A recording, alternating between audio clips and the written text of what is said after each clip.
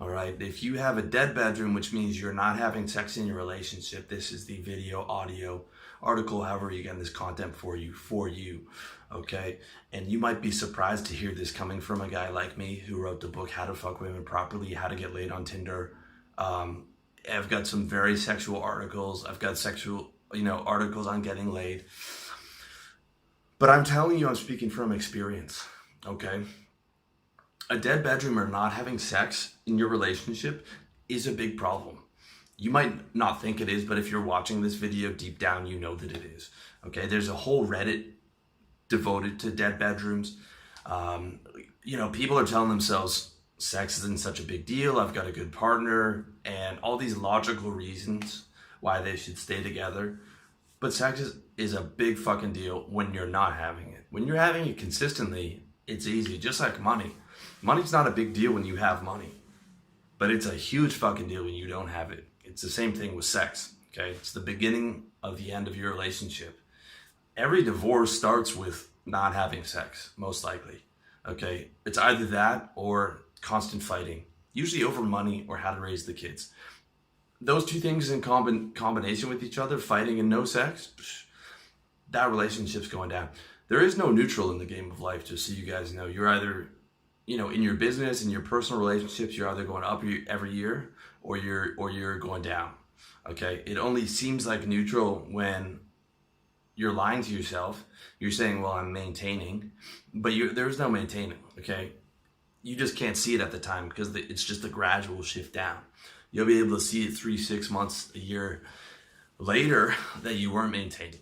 And a breakup, if you're truly on your game, okay, if you truly have game, you should never be surprised. There's so many of these guys out there who are like, my wife divorced me out of nowhere. Dude, that problem was going for 10 years, okay, that you were ignoring or you just weren't aware of. So it's about tuning in, and it's about recognizing that you do have a problem and what is the solution to that problem, okay? So basically, that dead bedroom is super common. People just don't talk about it. The old term for it used to be called the 7-year itch. Now the scientific term is called the Coolidge effect, which basically means, they say it's a biological phenomenon seen in animals whereby males and females exhibit renewed sexual interest whenever a new partner is introduced, even after cessation of sex with prior but still available partners. So in fucking layman's terms, it means people get bored of fucking each other, all right? Which we know. And the reason is we get bored of everything if we have it all the time, if it's our only option. You can have $1,000 steak and a love steak, and it's this gorgeous Kobe or Wagyu beef, or it's a T-bone, or it's a New York strip loin, whatever you love. And it's got the right sauce, and it's got mashed potatoes next to it, or it's got a baked potato.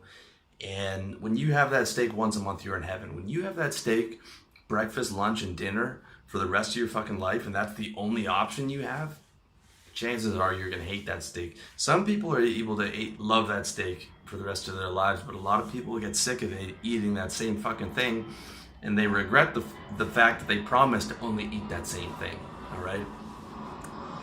So that's something to understand. The marriage lifetime monogamy is not natural. That's why that people make those marriage vows around their whole community. It's why it was based around religion, and there was so much social pressure and financial incentives to stay together. At least there were. There's not as many now, because people know that people would cheat and leave, all right? But tribal leaders and leaders of society recognize you need people together, having a family, raising children, so that society effectively functions, raising new members of society so that men aren't killing each other over women. I can only imagine what things looked like 5,000 years ago, or 10,000 years ago prior to that, as agriculture was developing and there weren't these, there were less of these codes in place, with people cheating, guys killing each other. It would have been a mess, okay? So on one hand, people aren't naturally monogamous lifetime, but on the other hand, it is, for the society we live in, there are benefits of that. You can see it now in the divorce rate and how it fucks up children, right? Where 50% of people are divorced and kids are being raised without a father or separated parents, and it's a traumatic thing. So there is value to these long-term relationships, even though I will never get legally married, okay? Because the marriage contract is so dangerous financially to men, and I advise you to do the same. You can partner with someone, but the legal marriage I would never do. I actually did an article and a video on that if you're interested. But regardless, no sex is a big problem for a relationship, because a relationship is built around love. Literally, sex is making love, okay? When you're having that type of sex, all right? If it's like kinky, like, 50 Shades of Grey stuff, well, that's different. But like the actual lovemaking, you're creating love, okay? So if you don't have that, you're losing a major source of love generation, which is very bad, because the foundation of your relationship is built on loving that person. So that's a problem.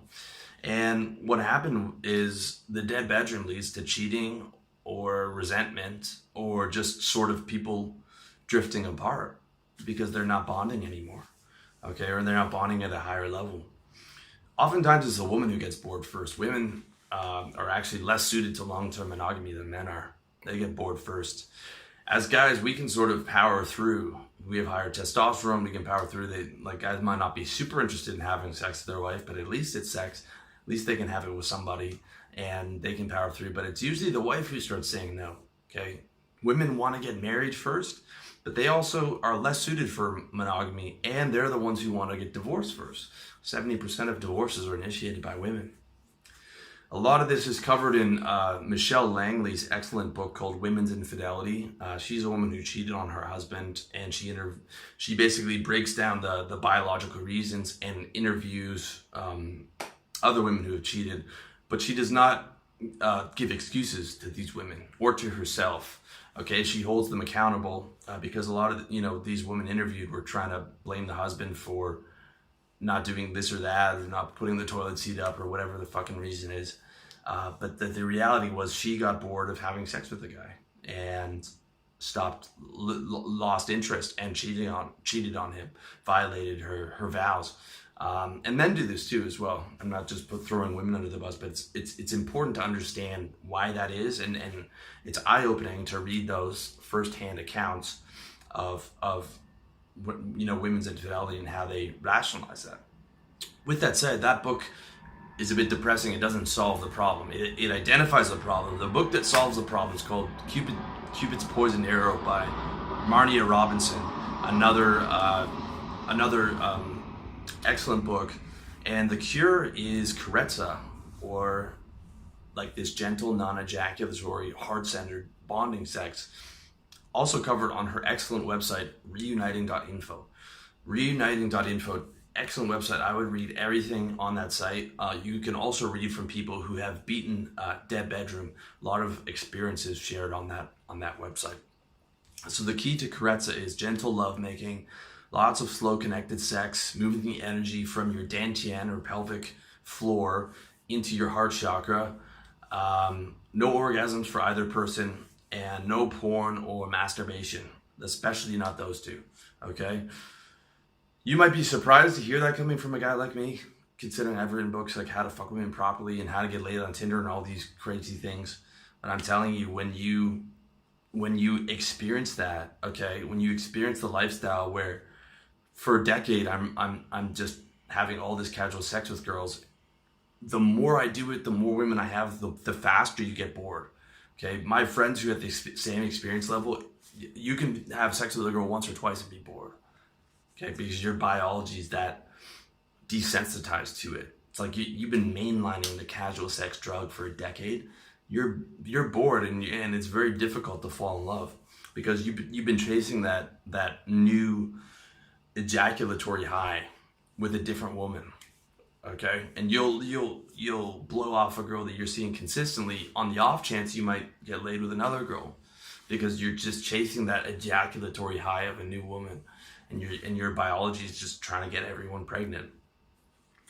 And it was a total game changer when I realized how much ejaculation was draining my energy and my mood, and that I had this vital life force, and it was like a car battery that I was just draining every day, randomly, without benefit, and spending time and money and energy to find someone who I could drain this battery on or in. Okay? So, like, horrible. And once I figured out the key to everything was non-ejaculation, it was game changing.